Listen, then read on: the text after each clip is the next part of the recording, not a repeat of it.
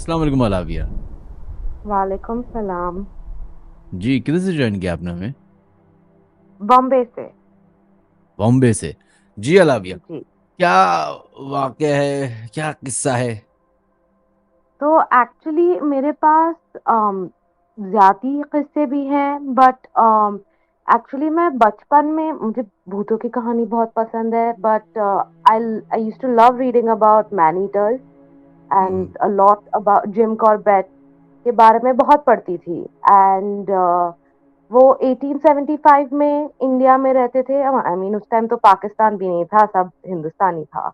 हम्म। तो उनके किस्सों में when he used to live in Nainital and वो अक्सर कुमाऊन एक रीजन है जो उत्तराखंड में एक बहुत बड़ा रीजन है। It is in the on the foothills of the Himalayas actually. Hmm. उनका एक किस्सा है। और वो एक इंसान ऐसे थे जो आदमखोर शेरों को मारते थे। तो आई मीन जाबाज इंसान थे। एंड बहुत ही I mean he must have he was a very practical man. आज तो उनके नाम पे उन्होंने एक पूरा इंडिया में एक टाइगर रिजर्व है जो उनके हम्म। नाम पे है, जिम कॉर्बेट टाइगर रिजर्व। तो it use to be very strange कि सडनली मैन ईटर की स्टोरी में एक एक सुपर इवेंट आ गया या एक पैरानॉर्मल एक्टिविटी आ गई। तो there was this one incident in 1929 in this small area called Champavat. He was actually वो एक मैन ईटिंग टाइगर को मारने की कोशिश कर रहे थे जिसका नाम है द ताला दस man eater. And it's a very famous story. अगर आप उनकी बुक्स में पढ़ें, उनकी ओमनिबस पढ़ें या टेम्पल टाइगर पढ़ें, तो उनकी ये कहानी है जहाँ पे वो एक जगह गए थे जिसको पूर्णागिरी कहते हैं। हम्म। बेसिकली वो भी हिमालयाज में ही था और उनके पास उनके गढ़वाल रहते थे जो उनका सामान उठाते थे। ही was a britisher. He was born in India and it's very sad के partition के time he had to leave and he was very sad to leave when he passed away in Africa. He loved India, absolutely loved India. And उस time वो actually एक पहाड़ पे he was camping and रात का वक्त था। And उनके तीन चार घड़वाल उनके साथ थे एंड नीचे एक लेक और सामने एक और पहाड़ था। हिमालय में थे वो। तो hmm. And it wasn't exactly winter, it was the summer season जहाँ पे गर्मी होती है वहां पे। एंड उनको सडनली रात को अराउंड लाइक 10:30 और समथिंग उनको ऐसा लगा कि चार पांच चिराग हैं जो वो लेक के ऊपर फ्लोट कर रहे हैं। And he was very surprise to see this because it was a very dark night. And उस जमाने में तो ये जगहें बस आई मीन छोटे छोटे गांव होते थे और उनके बीच में जानवर होते थे एंड शेरों का इलाका था। तो ज्यादातर कोई लोग नहीं होते थे। तो उनको लगा कि पहले लगा कि तीन चार आदमी शायद मशाल लेके चल रहे हैं, बट देन ही रियलाइज कि लेक पे आई मीन ऑब्वियसली ऐसा नहीं हो सकता कि ऐसे कोई फ्लोट कर रहा है। एंड देन इतनी तेजी से वो जो फ्लोटिंग लाइट्स थी वो ऐसा लगता था कि पहाड़ पे दौड़ के चढ़ रही हैं उनके सामने। एंड दौड़ के ऊपर जाती और फिर दौड़ के नीचे आ जाती, फिर दौड़ के ऊपर जाती, फिर दौड़ के नीचे चली आती। एंड वो बैठ के ये काफी देर तक देख ही रहे थे कि उनको पता ही नहीं था कि ये फिनोमिनन है क्या, ये हो क्या रहा है। एंड ये लोग क्या हैं जो इतनी तेजी से पहाड़ चढ़ जाते हैं, क्योंकि उन्होंने भी जिंदगी भर बहुत लोग देखे थे जो पहाड़ी लोग होते हैं, उनका जिंदगी अलग होती है, उनका पहाड़ चढ़ने का अंदाज अलग होता है। बट इतनी तेजी से क्या था कि वो ऐसे पहाड़ चढ़ रहे थे। एंड ये काफी देर तक होता रहा। वो वापस नीचे आती, वापस ऊपर जाती, एंड देन ही फाइनली वो गायब हो गए। And there was no explanation for it. And for a man like him who is so like intelligent and who is so like steady minded ke I mean he's hunting tigers hmm. and he couldn't just understand it. And he's like ठीक है रात है।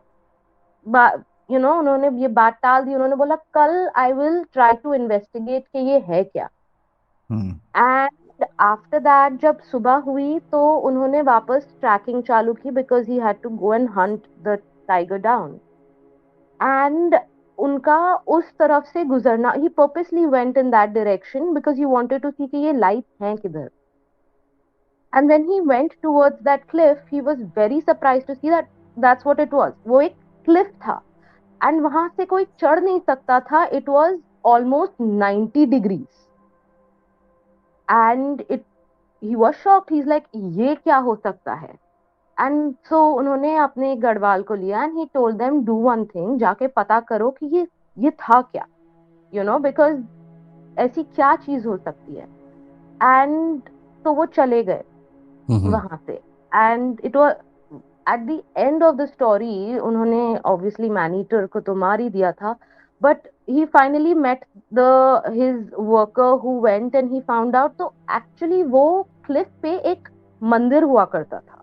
It's still there, it's still existent. अगर आप जाके देखेंगे पूर्णागिरी का temple, वो आज तक है, वो किसी देवी का टेम्पल है। एंड वहां के पुजारी से हिज पर्सन ने बात की तो उनको पता चला कि अक्सर जो बहुत फॉर्चुनेट आदमी होते हैं और जिनका लक बहुत खुलने वाला होता है, उनको ये रोशनियां दिखती हैं वहां पे। एंड इट, और अगर दिखी आपको तो मतलब आपका कुछ फॉर्चून बहुत अच्छा होने वाला है। And that was one of the incidents that he had spoken about.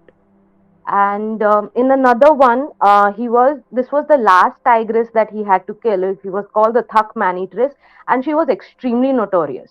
वो इतनी हम्म। notorious थी that she had stalked him also. तो उनका एक मॉडस ऑपरेंडाई था जहाँ पे वो एक बैल खरीद के उसको टाई कर देते थे, एक वो एरिया में जहाँ पे वो टाइग्रेस ऑपरेट करती थी या जो भी शेर ऑपरेट करता था, वहां पे उसको बांध देते थे और वहां पे एक मचान बना के, if I am sure you know what a मचान इज, बट वो एक लकड़े का घर बनाते हैं जो थोड़ा झाड़ पे होता है या हाइट पे होता है। एंड वहां पे वेट करते थे कि अगर वो आएगी तो उसको शूट कर देंगे। हम्म। अब ये he was actually waiting in the village of थक। एंड ये जो विलेज था, it was like it was a transition point वहां पे। actually it was like the mecca of trade in that area, सारा ट्रेड वहां से ही होता था। एंड वो शहर में इतनी उसका खौफ फैल गया था उस, सॉरी, विलेज में, कि लोगों ने अंधाधुन वो विलेज छोड़ दिया था। वहां के ना अपने घर बंद किए थे, ना अपना सामान उठाया था, जो जैसा था वैसा छोड़ के चले गए। हम्म। तो उन्होंने, जहाँ पे उसने एक पर्टिकुलर आदमी को मारा था, वहां पे उन्होंने अपना एक मचान बनवाया और एक बैल को बांधा, और रात को वो बैल को बेसिकली देख रहे थे छुप के झाड़ में से। एंड वहां पे मैगपाइज आई जो non vegetarian, these are scavenger birds होती हैं, हम्म। हिमालय में रहती हैं, वो आई। एंड वो वहां पे घूम रही थी, खा रही थी वहां पे। There was other life also, I mean जब आदमी जंगल में रहता है then the jungle has its own life, कि आवाजें आती हैं and the jungle comes to life at night. And वो बैठे थे एंड सडनली रात को उनको एक आदमी की ब्लड कर्डलिंग चीखने की आवाज आई एंड वो चौंक गए बिकॉज वहां पे कोई नहीं था। एंड सडनली ऐसी चीखने की आवाज आई एंड ही सेड कि सिर्फ मैं नहीं था, क्योंकि जो मैगपाइज वहां पे खा रही थी वो रुक के they looked hmm. Around and he almost got up and then he sat back down and he's like यहाँ कोई नहीं है। And he waited the night out, and because obviously उतर भी नहीं सकते, एक ऑपरेटिंग मैनीटरिस का इलाका है। एंड अगले दिन ही वांटेड टू इन्वेस्टिगेट कि ये था क्या, तो वो गांव में घूमने लगे and he had an inkling. तो उन्होंने वो फैमिली को अप्रोच किया जिसको वो शेरनी ने वहां मारा था। And starting of the, when you read the starting of the story, it starts with this man getting killed over there. And he went and asked कि वहां पे जो मरा था वो क्या हुआ था। एंड जब उन लोग ने वो इंसिडेंट रिपीट किया कि वो कुछ काम कर रहे थे, अपने घर के पास ही काम कर रहे थे, एंड देन वो गांव वालों ने उनको एक्सप्लेन किया कि उनकी चीखने की आवाज कैसे आई थी, and that was the exact same sound that he had heard that night. And it was a very very spooky incident. And I have one more if you have time. बिल्कुल बताइए। जिम कॉर्बेट तो north India के थे, and वो 1875 में पैदा हुए थे, and I think he had passed away in like 1950s. But 55। या 1955 in Africa I think. But एक और थे जो थे केनेथ एंडरसन, वो बैंगलोर के थे. He was born in Bolaram और something like that in 1910, and he pass away 1974 in Bangalore. तो वो साउथ इंडिया के basically, and he was also a hunter. He used to kill man eaters, and he was a British gentleman. तो उनके साथ actually बहुत ज्यादा supernatural activities हुई हैं. उनकी स्टोरीज में jungle lore is one of his books, उन्होंने वो बहुत रिकाउंट करते हैं. And he was pretty into it also. He was very interested in it. There was a time when he was actually researching, and वो तांत्रिकों के पास जाते थे, एंड उन्होंने बहुत इंसिडेंट्स देखे थे. एक इंसिडेंट पर्टिकुलर था which caught up with me. मुझे बहरहाल पूरा याद नहीं है, but it was a very interesting one, क्योंकि किसी ने उन पे ब्लैक मैजिक किया था. And I mean these are brave men, these are very brave men, जो लाइक आप जानते हैं कि आदमखोर शेर कहीं से भी आ सकता है, एंड आप उसको हंट करते हैं, एंड वो भी फुट पे, वो भी एक गन के साथ. आई मीन उस जमाने में तो it is a big deal. And तो उनके साथ इंसिडेंट्स होने लगे जहाँ पे वो रात में घर पे सोते थे अपने, एंड उनके घर के बाहर एक पोर्च था लकड़े का, एंड उनको आवाज आती थी जैसे उनके पोर्च पे कोई बूट्स पहन के चल रहा है. एंड पहली बार तो वो उठ के गए तो उन्होंने किसी को नहीं देखा. फिर अगली रात को उनको ऐसा लगा कि उनके घर में कोई चल रहा है, एंड उनके बेसिकली रूम के दरवाजे के पास आके वो आवाज रुक जाती थी. एंड ऐसा होने, it started happening so regularly कि उनको किसी के चलने की आवाज आ रही है, उनके घर में चलने की आवाज आ रही है, कोई पत्थर फेंकता है उनकी खिड़कियों पे. This started happening so much that he started losing his peace of mind. And there was a time he started sleeping with his rifle loaded. And वो बोलते थे कि अगर अभी मुझे आवाज आएगी, I am just going to rush out of the house, and जो भी होगा I am just going to shoot. Like he was losing his mind. And I mean आदमी सोएगा नहीं, एंड ये इंसिडेंट्स होते जाएंगे, तो आई मीन या कोई भी will take some irrational decision. तो उनके घर पे कोई काम करता था, उन्होंने उनको बोला, why don't you approach this this one तांत्रिक and see what he can tell you. And he said, okay, I will do that. And he was ready to pretty much try everything. He pretty much started losing his mind. वो थोड़े like दीवाने होने लगे थे. तो उनके घर पे जो हेल्प थी, उन्होंने उनको बोला कि आप एक तांत्रिक था पर्टिकुलर, उसके पास जाइए और वो शायद आपकी कोई हेल्प कर सके. ना he was willing to try everything. तो वो उसके पास गए और अपना पूरा हाल सुनाया. तो उसने उनको बोला कि तू घर जा, एंड तेरे घर के पास इतने स्टेप्स पे एक झाड़ है, वो झाड़ के नीचे तू खुदाई कर, वहां से जो भी निकलेगा you get it back to me. तो उन्होंने बोला ओके, मैं I am ready to do this. And वो गए, एंड उन्होंने वहां पे खुदाई कराई, एंड वहां पे से एक डॉल निकली जिन पे ही हैड लाइक सैंडी ब्लॉन्डिश है. तो उन्होंने बोला उस पे, वो डॉल पे सैंडी ब्लॉन्डिश है बंधे हुए थे, which look suspiciously like his hair. और उस जो डॉल के दिमाग में कीला लगा हुआ था.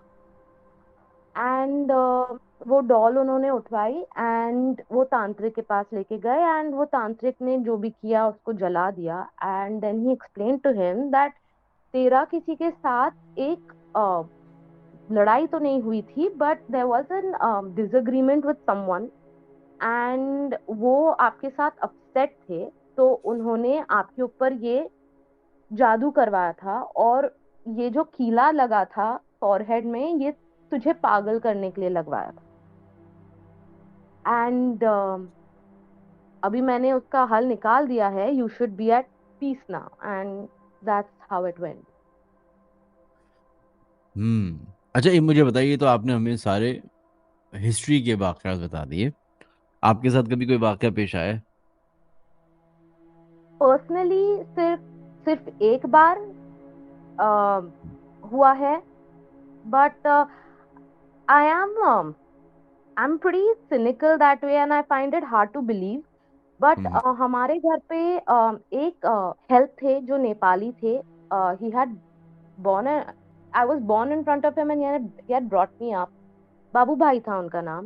आई एम स्टिल सही। लुकिंग फॉर हिम, और नेपाल चले गए। एंड मैं उनको फेसबुक पे ढूंढती हूँ, वो मिलते नहीं। I hope he is fine.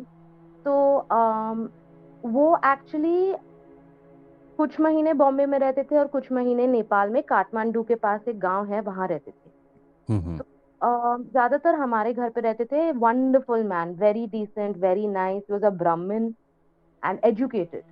And वो जब he was a house help, तो जब वो सोते थे तो उनको रात में अक्सर है ना मौन करने की आदत थी। एंड हर रात मौन करते थे वो, हर रात।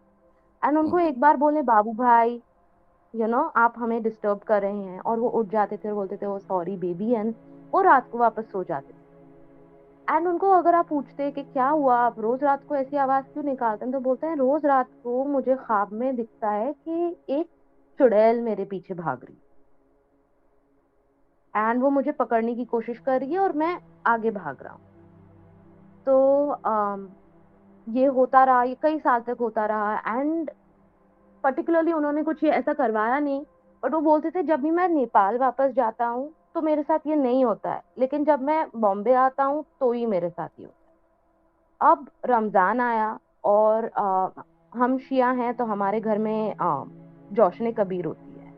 हम्म। जब मौला अली की वफात हुई, तो हमारे घर पे एक दिन छोड़ के जौशने कबीर होती है। तो हमारे घर में एक सेपरेट अपार्टमेंट है, छोटा सा, जो मेरी मम्मी ने एक इमाम खाना बना के रखा है, और वहां पे हम अपनी जौशने कबीर करते थे।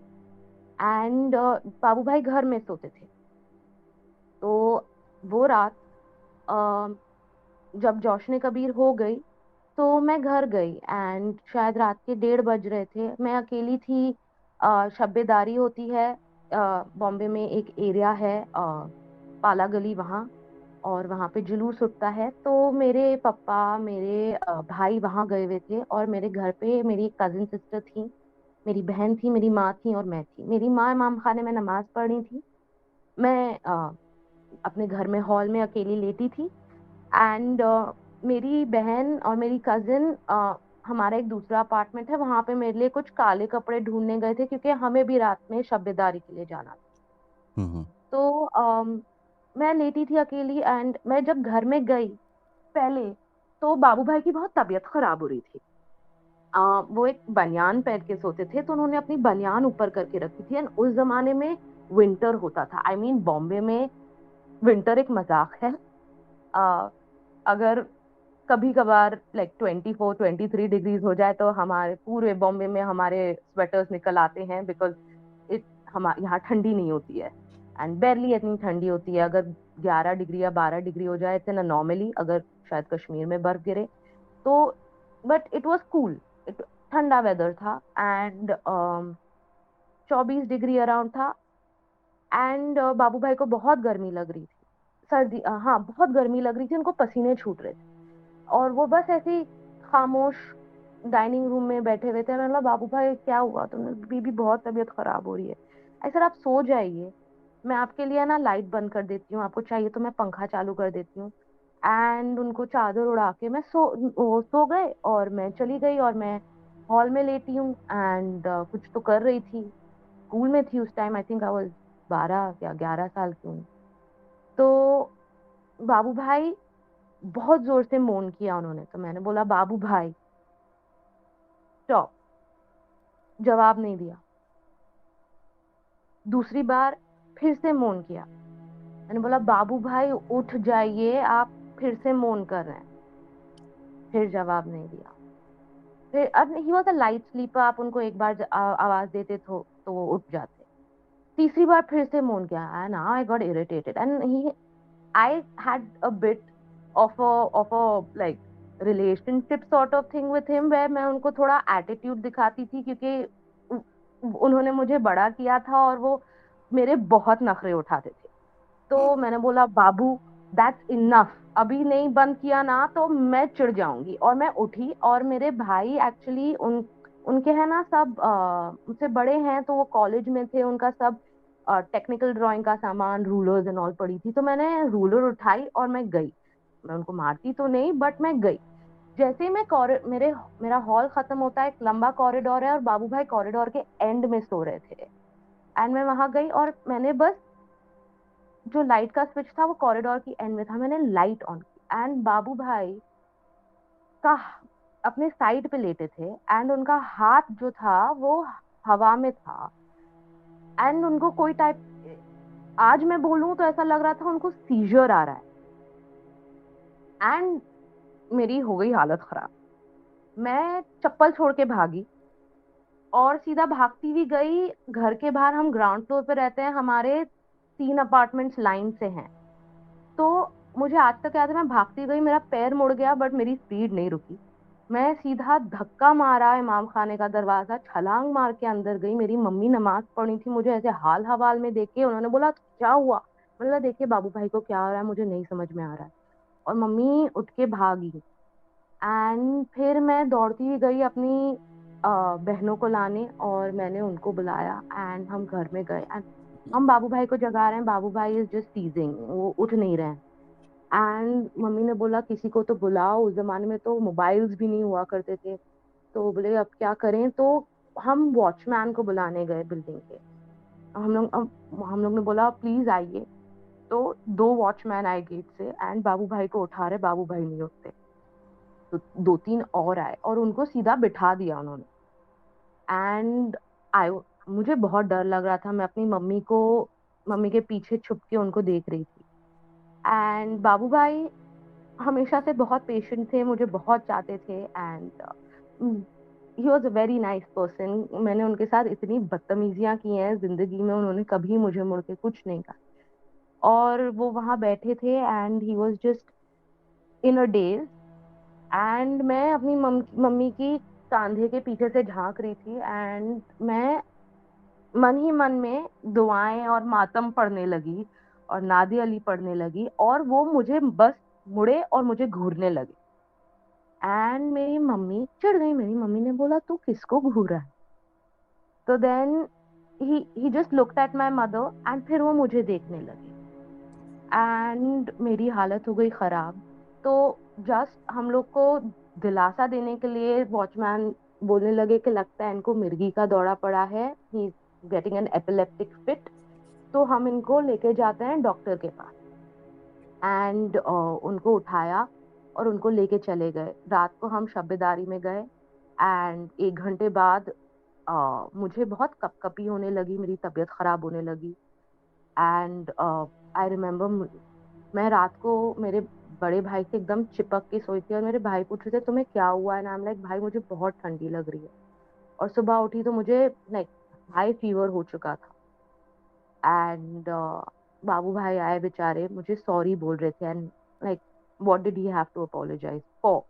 लेकिन आई मीन उनको बहुत बुरा लगा कि मेरी तबीयत इतनी खराब हो गई। उसके बाद यहाँ पे पास में एक एरिया है वाकोला, पास में नहीं बॉम्बे के थोड़े सबर्ब में है। वहाँ पे एक बहुत फेमस दरगाह है जहाँ पे लोगों का उतारा होता है।